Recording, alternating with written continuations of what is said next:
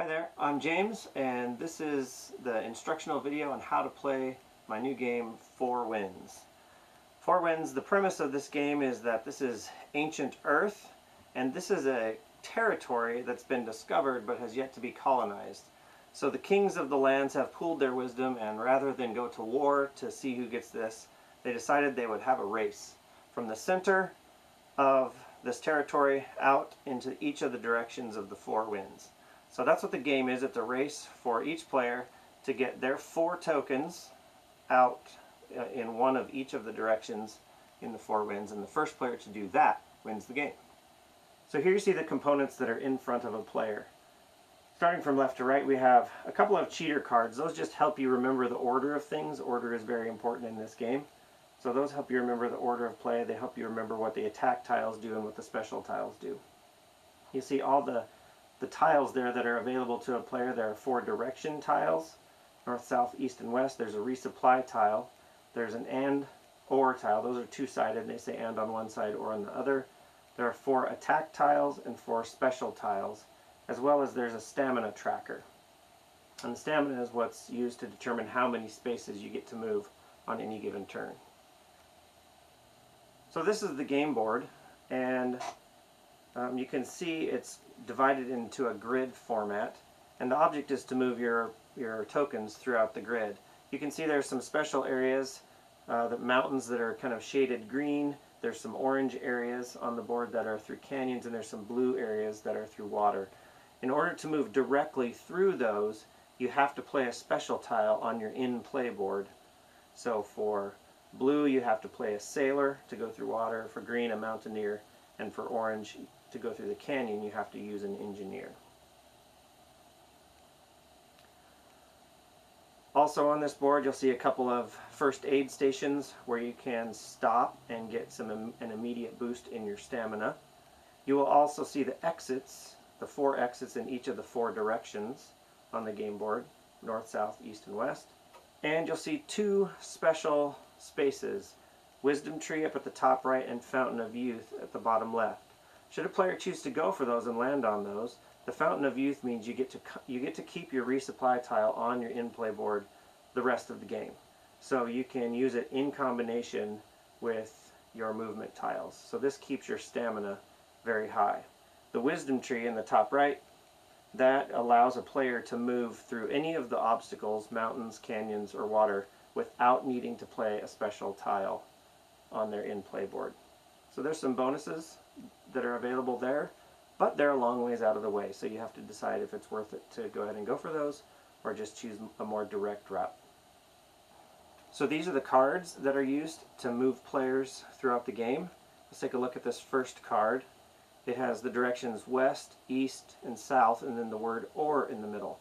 Now the way a player moves throughout the game is before the card is turned over, the player chooses tiles on their in-play board that they would like to move.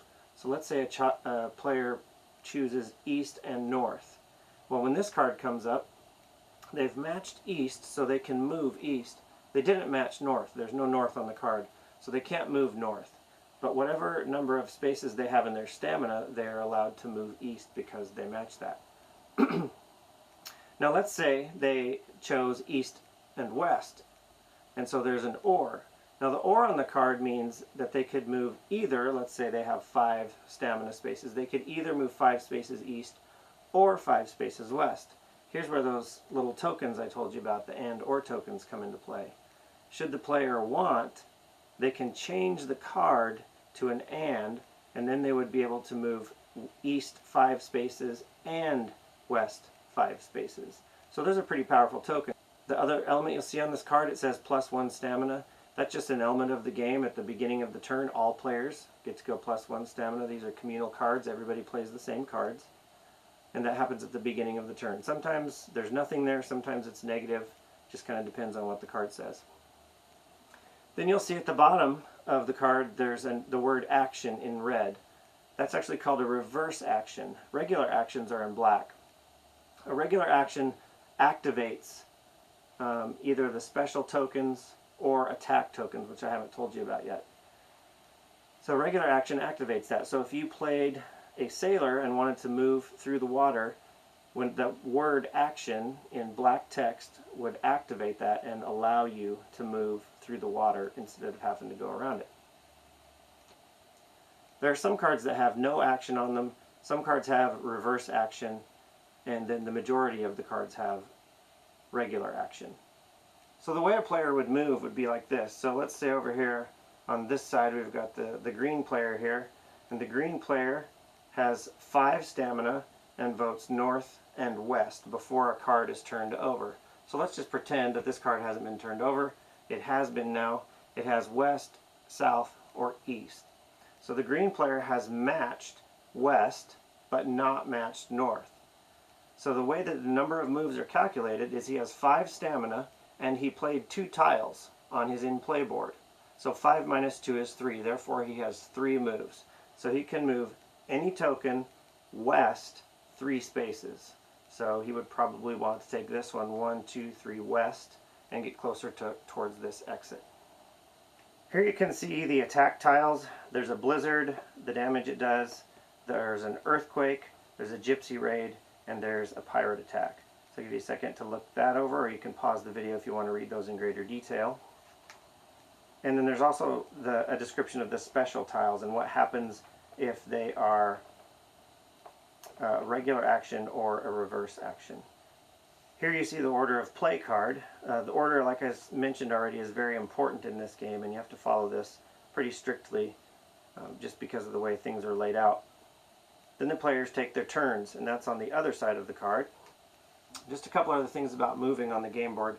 One is, don't think about moving one token, think about the number of moves that you have. So let's say you have 4 moves west. You can move this token 2 and this token 2. Those are 4 moves west. They don't all have to be used on one player. Another thing, there's no diagonal moves whatsoever. It's north, south, east, or west all the time, and that's why you have to plan accordingly on your in-play bar. Lastly is you can actually switch places with an opponent. So let's say green here has 3 spaces to the south that he can move. So you can go 1, 2, 3, and it actually swaps places with the opponent. You don't knock them or send them home or off the board or anything like that. You just actually swap places.